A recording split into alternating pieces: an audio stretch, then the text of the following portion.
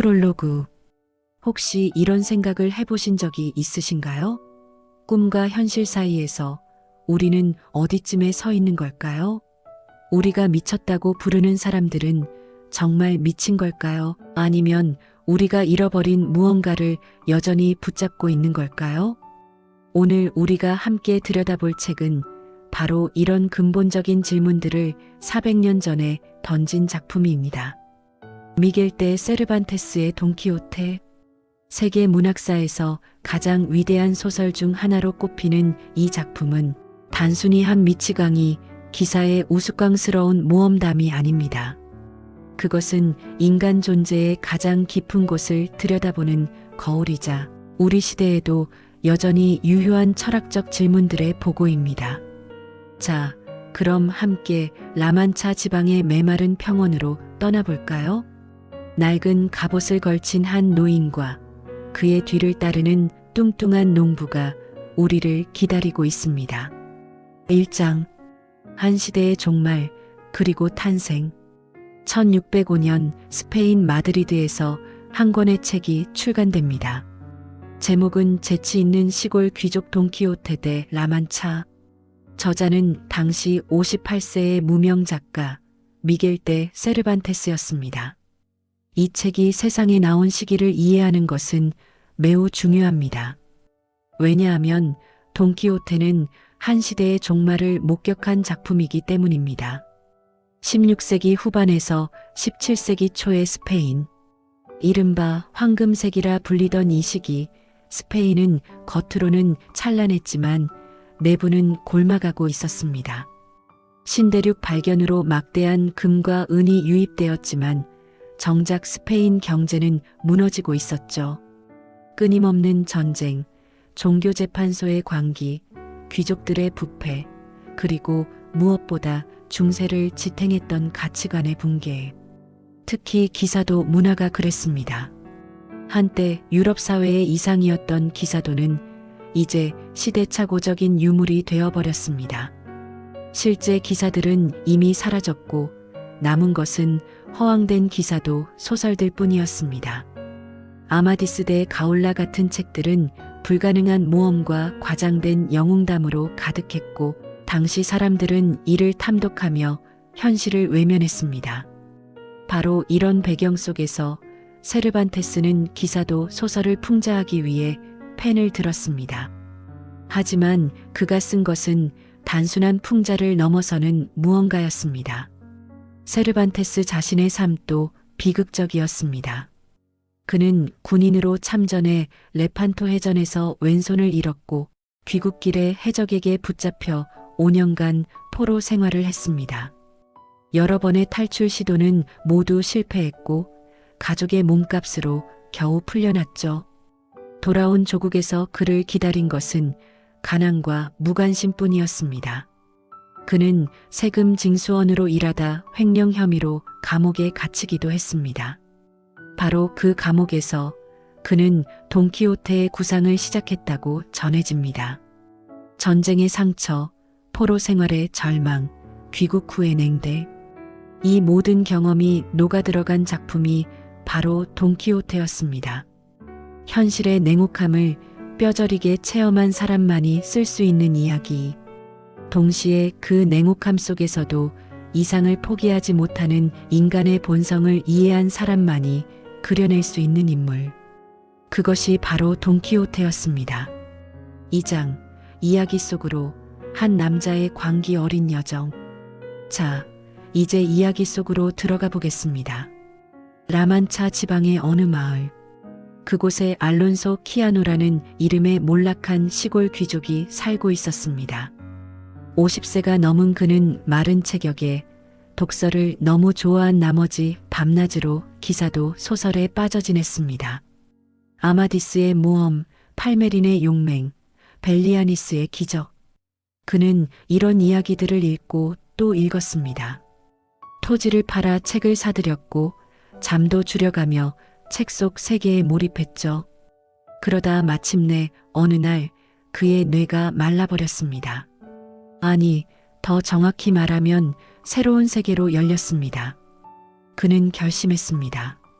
나도 편력 기사가 되어야 한다.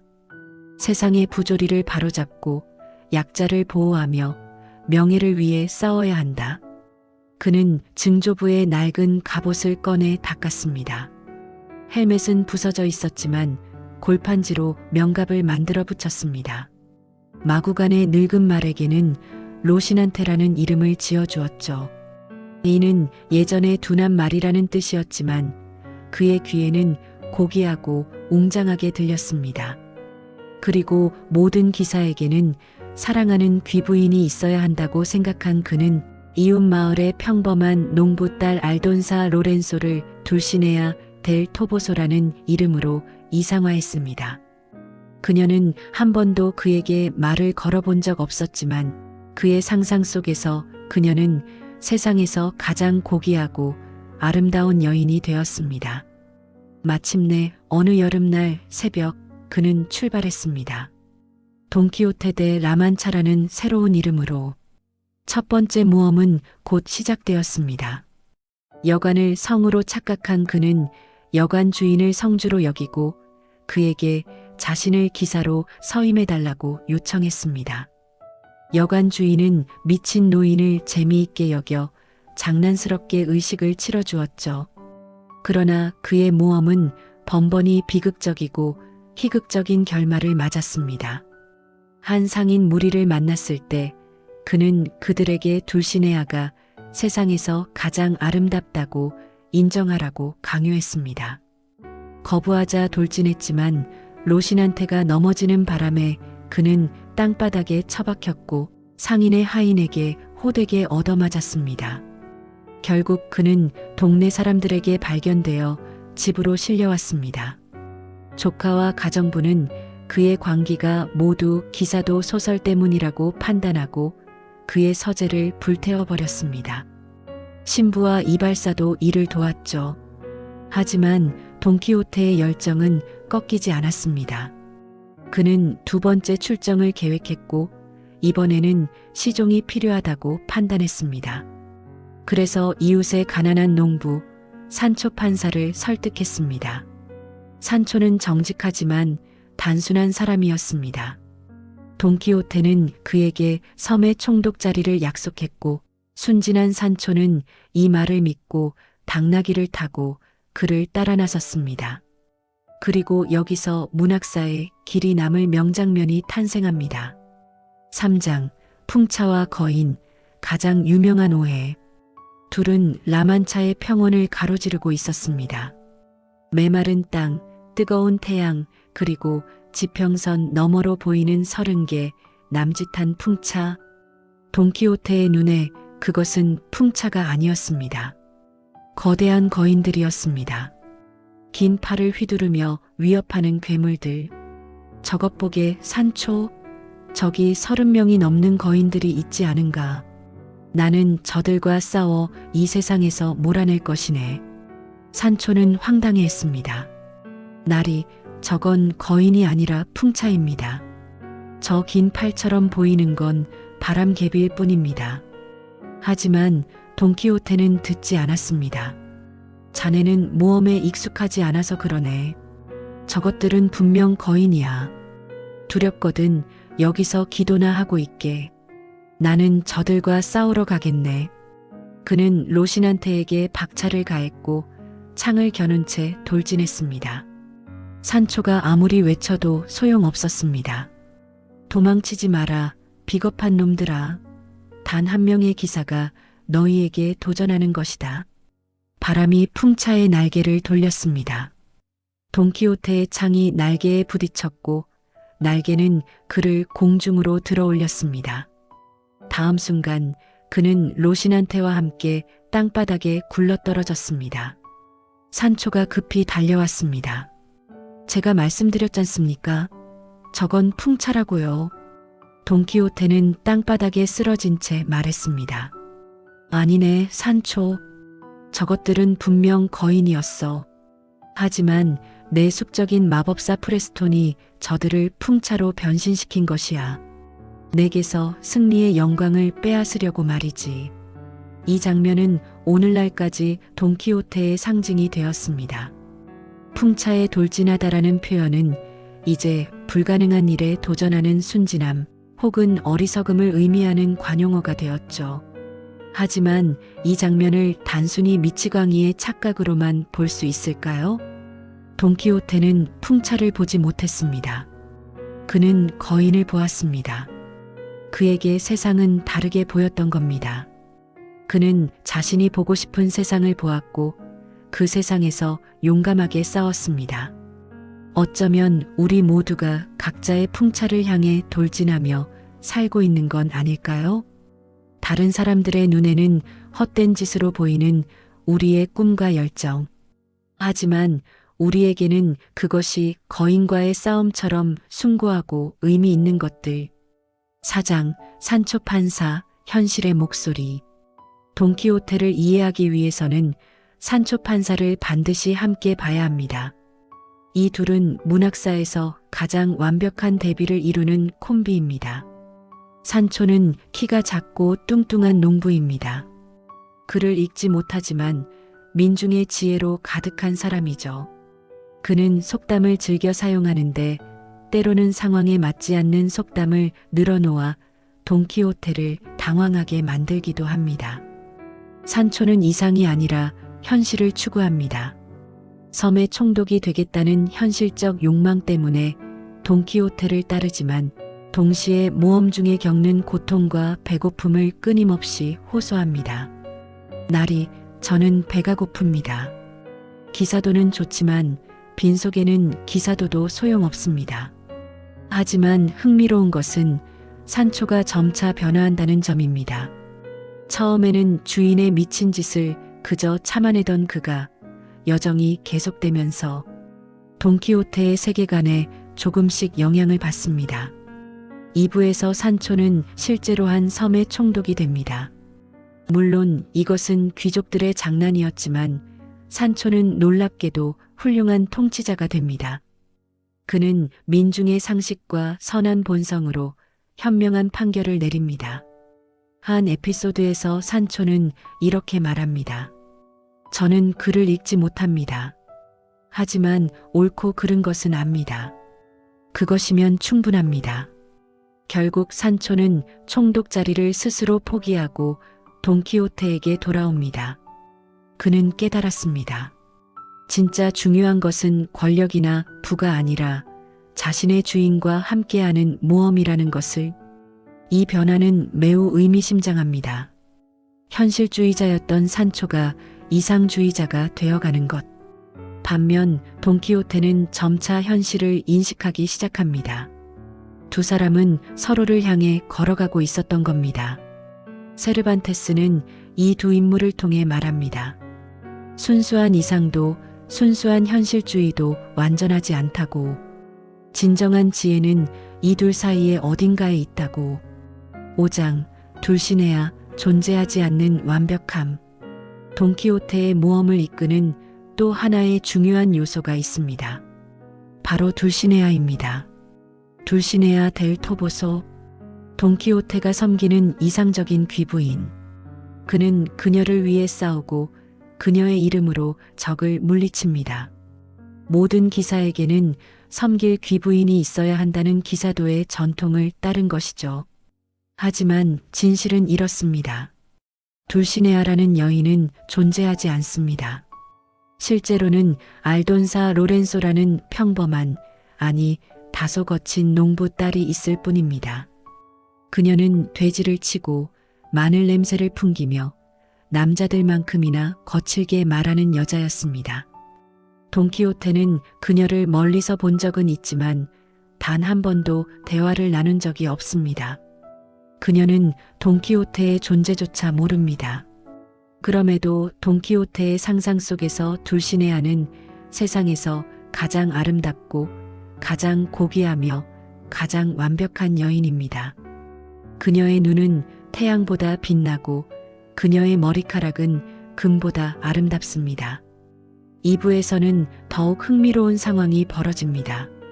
산초가 돈키호테를 위로하려고 거짓말을 합니다. 한 농부 여자를 가리키며 저기 둘시네아 공주님이 오십니다. 라고 말하죠. 하지만 돈키호테는 그 여자를 둘시네아로 인식하지 못합니다. 그는 말합니다. 저것은 둘시네아가 아니야. 분명 마법사가 그녀를 추한 모습으로 변신시킨 것이 틀림없어. 이 장면은 충격적입니다. 산초가 현실을 지어낸 환상으로 제시했는데 오히려 돈키호테가 그것을 거부한 겁니다. 왜냐하면 그의 상상 속 둘시네아는 너무나 완벽해서 어떤 현실도 그것을 대체할 수 없었기 때문입니다. 둘시네아는 단순한 사랑의 대상이 아닙니다. 그녀는 돈키호테의 모든 이상이 투영된 상징입니다. 완벽함, 아름다움, 고귀함. 현실에서는 결코 도달할 수 없지만 그렇기에 더욱 추구할 가치가 있는 것들. 우리도 각자의 둘시네아를 가지고 있지 않나요? 도달할 수 없지만 포기할 수 없는 이상. 현실에서는 찾을 수 없지만 계속 추구하게 되는 완벽함. 어쩌면 그것이 우리를 인간답게 만드는 것인지도 모릅니다. 6장 메타픽션의 시작 2부의 혁명. 돈키호테 1부는 1605년에 출간되어 엄청난 인기를 끌었습니다. 너무나 유명해진 나머지 1614년에는 아예 가짜 속편이 나올 정도였습니다. 아베안에 달하는 필명을 쓴 누군가가 허락 없이 돈키호테에 계속되는 모험을 출판한 겁니다. 격분한 세르반테스는 1615년 진짜 2부를 출간했습니다. 그런데 이 2부는 1부와는 차원이 다른 작품이었습니다. 2부의 가장 놀라운 점은 작품 속 인물들이 자신들의 이야기가 책으로 출판되었다는 사실을 알고 있다는 것입니다. 여정 중에 돈키호테와 산초는 자신들의 모험이 재치 있는 시골 귀족 돈키호테라는 책으로 출판되어 유명해졌다는 사실을 알게 됩니다.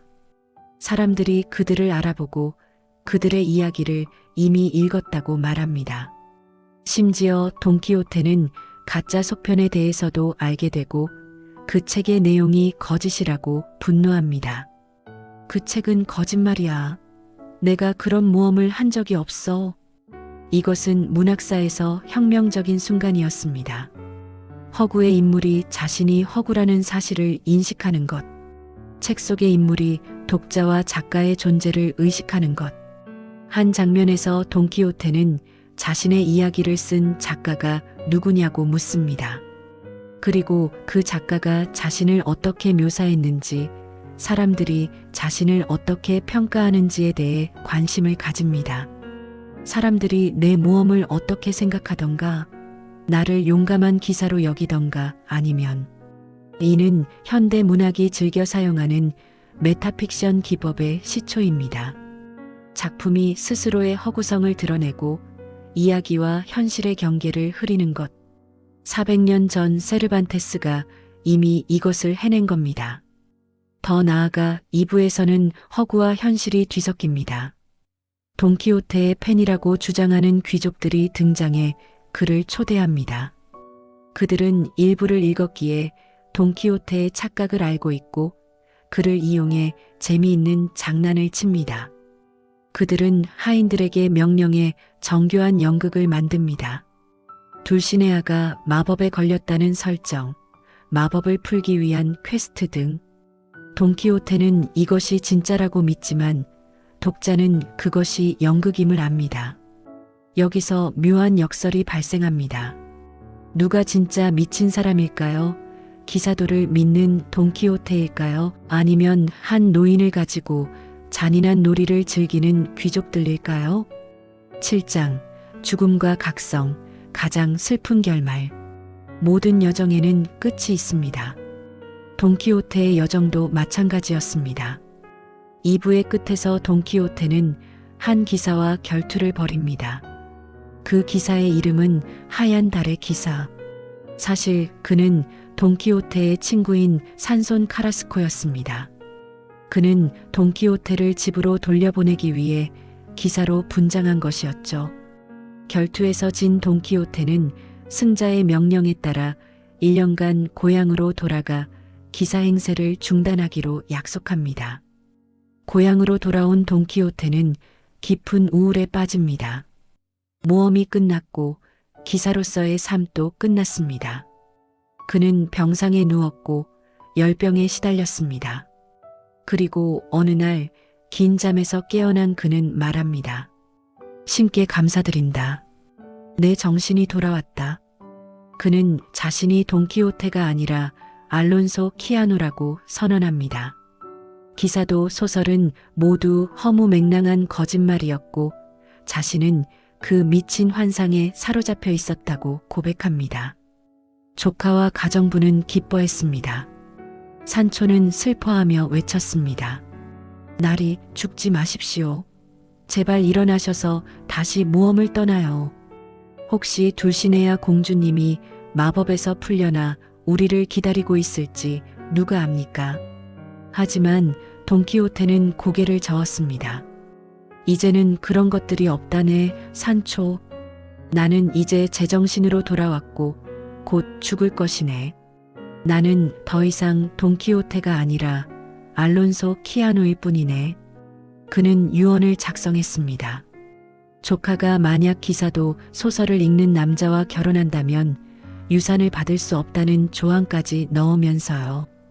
그리고 마침내 그는 조용히 눈을 감았습니다. 이 결말은 독자들에게 깊은 슬픔을 안겨줍니다. 돈키호테는 마침내 제정신으로 돌아왔습니다. 그는 더 이상 풍차를 거인으로 보지 않습니다. 여관을 성으로 착각하지도 않습니다. 그는 현실을 있는 그대로 보게 되었습니다. 하지만 그 대가로 그는 죽었습니다. 이것은 무엇을 의미할까요? 환상에서 깨어나는 것이 곧 죽음이라는 것일까요? 아니면 이상을 잃은 삶은 더 이상 살 가치가 없다는 것일까요? 세르반테스는 여기서 교묘한 메시지를 남깁니다.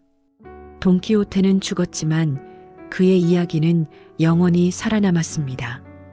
알론소 키아노는 역사 속에서 잊혔지만 돈키호테는 불멸이 되었습니다. 어쩌면 진짜 승리는 현실을 인정하는 것이 아니라 이상을 위해 싸우는 것 그 자체인지도 모릅니다. 8장 문학사적 혁명. 돈키호테를 이해하기 위해서는 이 작품이 문학사에서 차지하는 위치를 알아야 합니다. 이 작품 이전의 소설들은 대부분 유형화된 인물들이 등장하는 단순한 이야기였습니다. 영웅은 완벽하고 악당은 순전히 악하며 사건은 예측 가능하게 전개되었죠. 하지만 돈키호테는 달랐습니다. 첫째, 인물의 심리가 복잡하고 변화합니다. 돈키호테는 단순히 미친 사람이 아닙니다. 그는 때로는 현명하고 때로는 어리석으며 때로는 비극적이고 때로는 희극적입니다. 그는 인간입니다. 둘째, 서사 구조가 혁신적입니다. 직선적인 영웅담이 아니라 일상적이고 때로는 지루하기까지 한 에피소드들이 이어집니다. 그것이 오히려 더 현실적입니다. 셋째, 다양한 목소리가 공존합니다. 세르반테스는 여러 이야기를 삽입합니다.